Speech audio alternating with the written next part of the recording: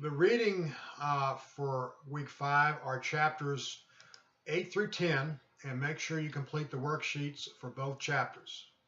Other assignments include the practice test for this week and submission of steps 1 through 8 of your research project. The practice test is due on Friday, and steps 1 through 8 of your research project is due on Saturday. I also want to mention the informal survey, which is now available and will remain available until the course ends on May 7th. Tell me what you like about the course, where you think there is room for improvement, and any suggestions you have for improving the course. And all your feedback will be greatly appreciated. In Chapter 8, we're going to look at basic information on descriptive statistics, such as frequency distributions, measures of central tendency, and measures of variability. Frequency distributions, which by this time you should be very familiar with, is a listing of the values for a single variable that include numbers and percentages for each value of the variable. The chapter further describes the proper method of setting up a frequency distribution for a report.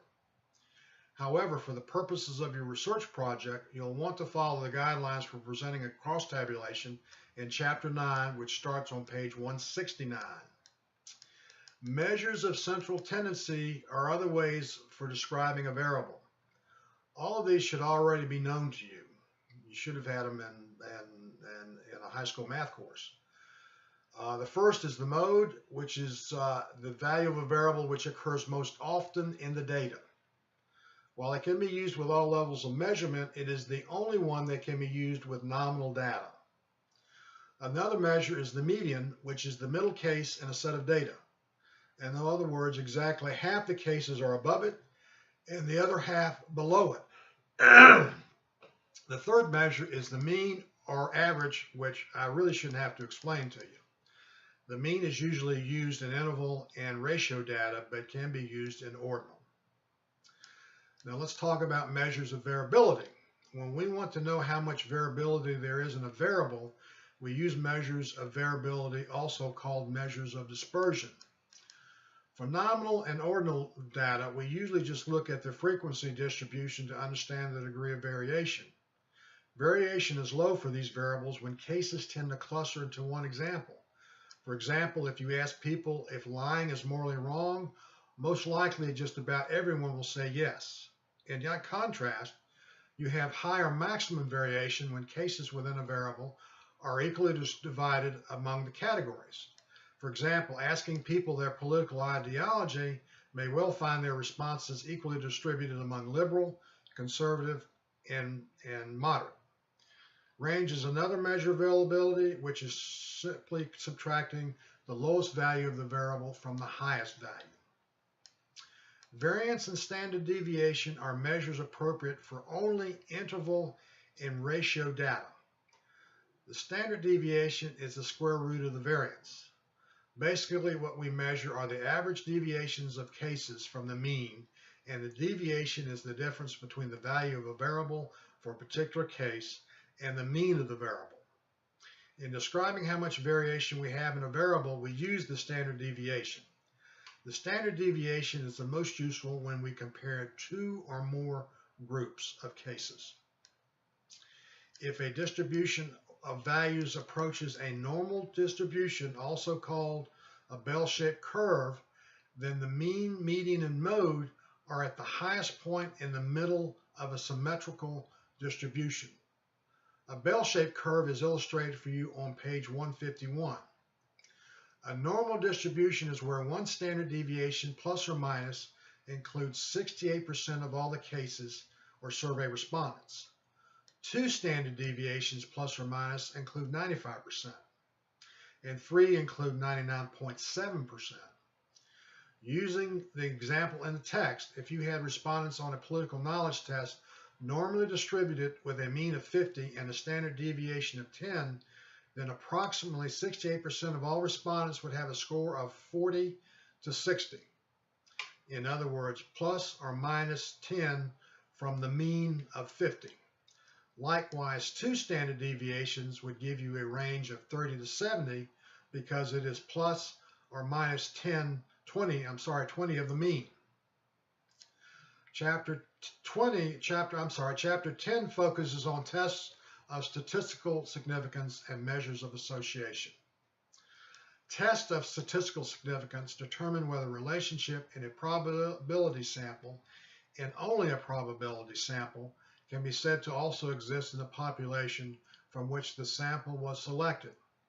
While the data files NES and GSS in microcase are based on probability samples, all the rest of them, states, global, and house, are not probability samples.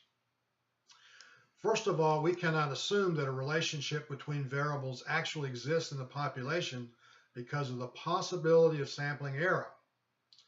We use tests of statistical significance to determine, as we covered in Chapter 4, whether we reject the null hypothesis or fail to reject it.